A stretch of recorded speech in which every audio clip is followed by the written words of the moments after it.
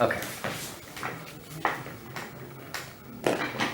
So, your name, occupation? My name is Chris Olson. I am a 3D animation instructor at the Guthrie Center. Okay, so how would you describe your skill set in your own words? Very proficient. I can, given a task or a job, I can proficiently and professionally complete that task in a certain amount of time. Okay, so considering those skills, why do you think that applies to the field you chose, being animation or art? You're talking about the animation as far as, well, my skill set, it actually can branch off into several different areas, not just animation. I did used to work for an oil and gas company where I was doing animation and graphic design, but I was working with engineers. And my skill set allowed me to work with other 3D programs, engineering programs. So I could actually work inside of a 3D engineering program as well as a program that would allow me to do entertainment or movies or games, things like that. Architectural firms look for 3D animators to work on 3D animation and 3D renderings of buildings and stuff like that. So my skill set allows me to branch out into many different areas. Okay, did you pursue kind of a higher form of education past high school or anything above self-taught to like kind of develop this wide branching amount of knowledges? Yeah, I have a bachelor's degree in media art and animation from the Art Institute of Houston. Okay. Went there in 99 to 2001, I believe, and for an associate's degree, and then they started their bachelorette program, and I went back and finished up some of my undergrad. Do you feel this education properly or adequately prepared you for the industry or like the professional world with other educated professionals? Absolutely. At the Art Institute of Houston, a lot of the instructors there were also professionals in the field. Some of them were doing it part-time, some of them were doing it full-time, but they actually came out of the industry. And so a lot of what we got out of there was professionally based, being taught professionally, how to handle yourself in the professional world, what they're looking for, what a employer's looking for. So we got kind of the ins and outs, one-on-one basis with the instructors there. Okay, so once you consider yourself a professional and you were educated, what was kind of the state, or how would you define the job market, being animation or visual effects? I graduated in 2008. 6 months later, the market fell out. 2009, 2008. I got a position with an oil and gas company in August of 2008. I always tell this story to my students. Got a job in 2008, worked with them. We had one of the most profitable months in October. They were talking about, everybody was raving. By Christmas, they were letting people go. By August, I got let go.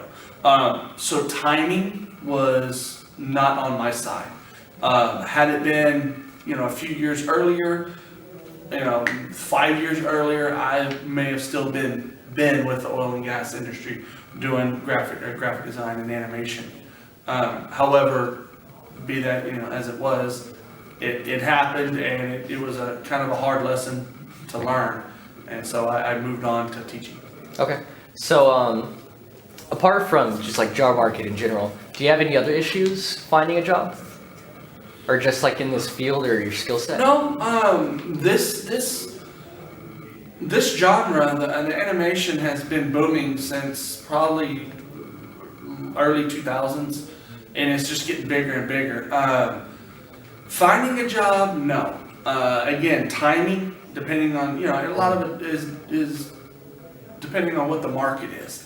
If everybody's letting everybody go, then yeah, it's going to be hard to find. It's a very competitive field, very competitive. One of the things you need to learn how to do is how to make yourself stand out as far as your skill set. Everybody can model, everybody can texture, but what makes you stand out the most? And that was probably the most difficult thing to do, is set yourself apart from the other competitors that are trying for that job. Okay. What would you recommend to someone who is interested in pursuing visual effects or just kind of that field that you described? Practice every day. Every day. Working in it every single day, trying to get better. Never stop learning would be the biggest thing. Even if you feel like you know how to do it, always, watch tutorials, always, talk to people, do projects every day, every other day, set some goals for yourself to, I'm going to accomplish this. I want to learn how to do, if you're doing visual effects, I want to learn how to do particle systems. I want to learn how to do green screen effects and things like that. I want to learn how to do motion tracking and learn how to do that. This genre, this field changes every day. I mean, there's new technology coming out every single day. Stay current. Stay current to the field as well. Would be my other biggest suggestion is making sure that you're up to date with the software, making sure you're up to date with the latest technology, as much as possible. I mean, there's sometimes you just can't because it's not available to you. But that would be my biggest thing is make sure your skill set is up to date and make sure that you are up to date as far as technology goes. In your opinion, if any, do you think there are any flaws in the industry or just in the professional world? And if there were, how would you describe them? There's always flaws. This field is very subjective, very subjective. As far as, you showing a portfolio, what looks good to me may not look good to an employer. What they're looking for in an employee may be something that, this other company may not be looking at all. So it's a very subjective field. As far as flawed, a lot of it's location. If you want to go work on movies, you're either headed to the West Coast, maybe Austin if you're going to stay here in Texas, maybe Florida. If you're going to work on video games, things like that. Here in Houston, the biggest flaw is location. We're 100 miles from everywhere, all around, and so location would be a huge flaw. But as far as job market, as far as trying to find positions, a lot of that falls back on the person trying to find the job. What can they do? What is their skill set? How bad do they want it? How bad do they want to find that position? And how much are they going to work at it? I tell my students a lot. You get out of this field what you put into it.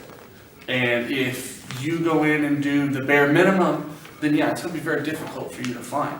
But if you're up late at night, if you're doing hours, putting in the work, it's going to show. It's really going to show. And if you're learning new stuff every day, it's going to show. So I would say, like I said, again, back to your question, the biggest flaw I would say is, the subjectivity to everything. Okay, cool. In 2012, the Federal Bureau of Statistics, they investigated job market in multiple fields, and one of them was visual effects and like engineering, anything that required that kind of knowledge and skill set that you described. They found that 64,000 individuals were employed, and 31,000 of those individuals were self-employed, being freelance or otherwise employed. Do you think that is good, or is it reasonable to be freelance or self-employed? Freelance isn't bad. It allows you the freedom to get experience instead of being tied down to one company. Depending on what you're doing, if you're working for Pixar, if you're working for one of the big companies out in the West Coast, most likely you're going to be freelancing or contracting with them. For, say for example, you're contracting with this new movie for the next, 2 years. And, you're going to work with this, company, and you're getting that experience with this company, but when the movie's over, you're moving on. A lot of them do that out there. A lot of them are contractors, a lot of them are freelancers. Now, would I suggest it coming straight out of school? No, because it is not easy to do that. To be a freelancer, you have to understand market, you have to understand the value of yourself. You have to put a price tag on you. What do you think you're worth? And then once you do that, you have to convince the client that you're worth every cent that they're paying for. A lot of students coming out of college don't understand that. Either they'll underbid themselves or they'll overshoot. They don't know how to work a contract. They don't know how to negotiate, things like that. My suggestion would be to find full-time employment, understand what's going on. Maybe you can take business classes on the side, understand how to set up a business model for yourself. So one of the biggest problems in freelance was getting the clients to pay. When it's time, everybody wants it quick, fast, and in a hurry. But when it's time to lay down the money, oh well, we'll get you, at the end of the month. Oh well, we'll get, and so that's difficult. So if you know that going in to freelance, and if you understand all the rigmarole you have to go through and all the red tape you have to go through, and you can knock that out with a client, then yeah, freelance is not a bad gig at all. There's plenty of people who make a lot of money doing freelance.